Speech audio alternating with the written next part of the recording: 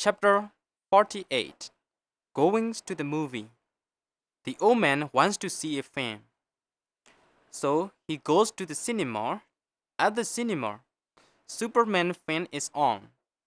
It is his favorite kind of film. So he goes to the ticket box and buys a ticket. He gives the ticket to the ticket collector at the entrance. At the time, he remembers to buy the snack. So he goes to the snack shop and buys the food. And then he goes into the cinema. He finds his seat. He sits down on the seat and watches the film. At first, he smiles. And then he wipes his tear. He screams them. He laughs. He claps. When the film is over, he stands up and goes to the exit. At the outside of the cinema, he meets his friends and tells him, "I like this film very much.